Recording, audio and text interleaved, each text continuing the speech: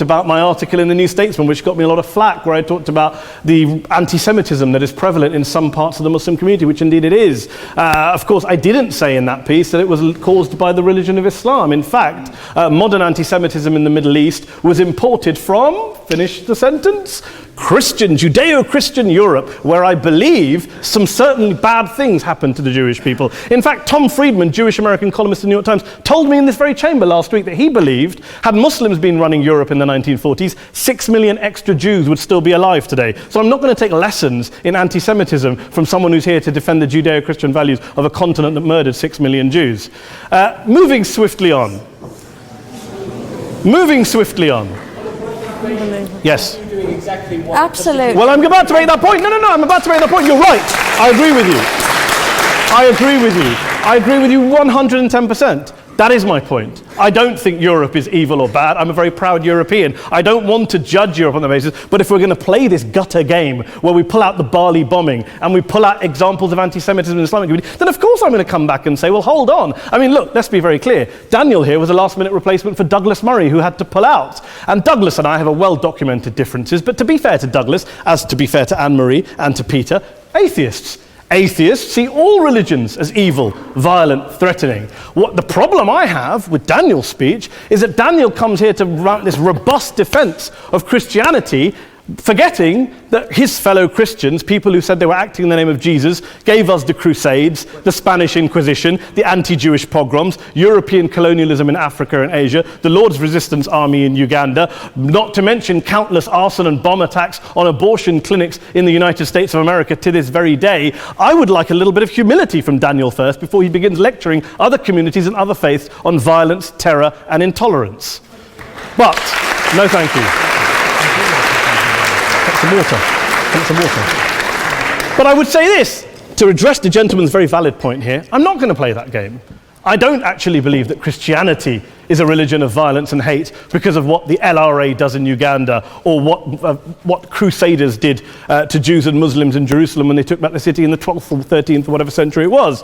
I believe that Christianity, like Islam, like pretty much every mainstream religion, is based on love and compassion and faith. I do follow a religion in which 113 out of the 114 chapters of the Quran begins by introducing the God of Islam as a God of mercy and compassion. I would not have it any other way. I don't follow a religion which introduces my God to me as a God of war, as some kind of Greek God of wrath, as a God of hate and injustice. Not at all. As Adam pointed out, you go through the Quran and you see the mercy and the love and the justice. And yes, you have verses that refer to warfare and violence. Of course it does. This is not a motion about pacifism. I'm not here to argue that Islam is a pacifistic faith. It is not.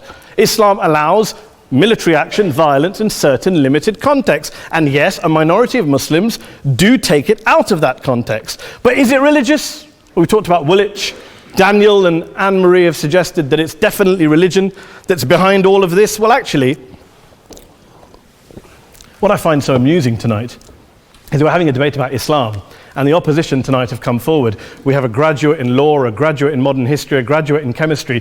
And, you know, I admire all of their intellects and their abilities, but we don't have anyone who's actually an expert on Islam, a scholar of Islam, a historian of Islam, a speaker of Arabic, even a terrorism expert or a security expert or a pollster, let alone to talk about what Muslims believe or think. Instead, we have people coming here, putting forward these views, putting forward these sweeping opinions. Listen to Professor Robert Pape of the University of Chicago, one of America's leading terrorism experts, who, unlike our esteemed opposition tonight, studied every single case of suicide terrorism between 1980 and 2005, 315 cases in total. And he concluded, and I quote, "There is little connection between suicide terrorism and Islamic fundamentalism or any of the world's religions. Rather, what nearly all suicide terrorist attacks have in common is a specific secular and strategic goal to compel modern democracies to withdraw military forces from territory that the terrorists consider to be their homeland." And the irony is, when we talk about terrorism, the irony is that the opposition and the Muslim terrorists, the Al-Qaeda types, actually have one thing in common, because they both believe that Islam is a warlike, violent religion. They both agree on that. They have everything in common. Osama bin Laden would be nodding along to everything he's heard tonight from the opposition side. He agrees with them. The problem is that mainstream Muslims don't. The majority of Muslims around the world don't. In fact, a gentleman here started quoting all sorts of polls. Gallup carried out the biggest poll of Muslims around the world of 50,000 Muslims in 35 countries. 93% of Muslims rejected 9/11 and suicide attacks. And of the 7% who didn't, they all, when polled and focus grouped, cited political reasons for their support for violence, not religious reasons. And as for Islamic scholars and what they say, well, Daniel talks about our University of Oxford. We'll go down to Oxford Centre for Islamic Studies, get hold of a man named Sheikh Afifi al-Akiti, who is a massively well-credentialed and well-respected Islamic scholar who has studied across the world, who in the days after 7/7 published a fatwa denouncing terrorism in the name of Islam, calling for the protection of all non-combatants at all times, and describing suicide bombings as an innovation with no basis in Islamic law. Go and listen to Sheikh Tahir al-Qadri, one of Pakistan's most famous Islamic scholars, who published a 600-page fatwa condemning the killing of all innocents and all suicide bombings unconditionally without any ifs or buts. There's nothing new here. This is mainstream Islam, mainstream scholarship, which has said this for years. You don't go out and kill people willy-nilly in the high street or anywhere else, on a bus or a mall, based on verses of the Quran that you cherry-pick without any context, any understanding, any interpretation, or any commentary. Point of information. Please. Well, It doesn't happen apparently. I didn't say it doesn't happen at all. I never said it didn't happen. I don't blame Islam. Yes, it's a very good point. And a lot of us are campaigning against that. And we're campaigning against it in the name of Islam. We're campaigning against it in the name of various interpretations of Islam. Anne-Marie comes and scares us with her talk of Sharia law. I would like to see the book of Sharia law. It doesn't exist. People argue over what Sharia law is. And you empower the extremists by saying there is only one version. You empower them all. I don't believe you took any interruptions, Anne-Marie, so I think you should stay there for a moment. Several countries. Here's what we're dealing with. Here's what we're dealing with. I took your point. Here we are dealing with a 1400-year-old global religion followed by 1.6 billion people in every corner of the world, a quarter of humanity, of all backgrounds, cultures, ethnicities. And yet the opposition tonight wants to generalize, stereotype, smear in order to desperately win this debate. And here's my question, if we're going to generalize and smear. If, okay, people say yesterday's bombers, and we've got to be careful, there's a trial going on, were yesterday's attackers, motivated by Islam? Big debate. I don't believe they were. Let's say they were. Let's say Faisal Shahzad, the Times Square bomber, was motivated by Islam. Let's assume, for sake of argument, that Richard Reeves, the shoe bomber, was motivated by Islam.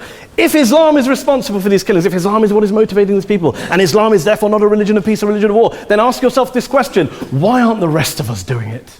Why is it such a tiny minority of Muslims are interpreting their religion in the way that the opposition claim they are? Let's assume there are 16,000 suicide bombers in the world. There aren't. Let's assume there are for the sake of argument.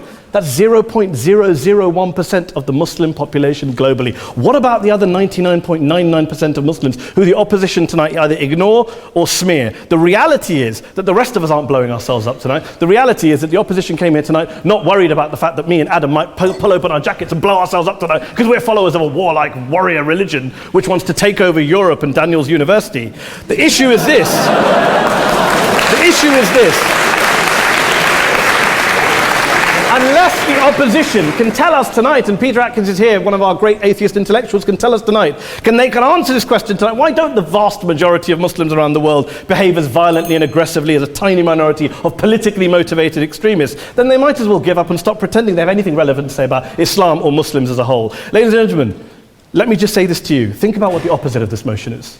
If you vote no tonight, think about what you're saying the opposite of this motion is. That Islam isn't a religion of peace, it's a religion of war, of violence, of terror, of aggression. That the people who follow Islam, me, my wife, my retired parents, my 6-year-old child, that 1.8 million of your fellow British residents and citizens, that 1.6 billion people across the world, your fellow human beings, are all followers, promoters, believers in a religion of violence. Do you really think that? Do you really believe that to be the case? They say that in the Oxford Union, the most famous debate was in 1933 when Adolf Hitler looked out for the result of the King and Country motion, where they voted against fighting for King and Country, and Hitler was listening out for the result. Well, tonight, 80 years on, there are two groups of people around the world who I would argue are waiting for the result of tonight's vote. There are the millions of peaceful, non-violent, law-abiding Muslims both in the UK, Europe, Asia, Africa and beyond, who see Islam as the source of their identity, as a source of spiritual fulfillment, of hope, of solace.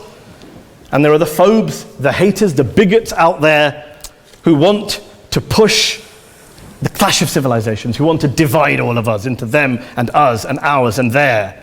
Ladies and gentlemen, I urge you all not to fuel the arguments of the phobes and bigots. Don't legitimize their divisions. Don't legitimize their hate. Trust those Muslims who you know, who you've met, who you hear, who don't believe in violence, who do want you to hear the peaceful message of the Quran as they believe it to be taught to the majority of Muslims, the Islam of peace and compassion and mercy, the Islam of the Quran, not of Al-Qaeda. Ladies and gentlemen, I beg to propose this motion to the House. I urge you to vote yes tonight. Thank you very much for your time.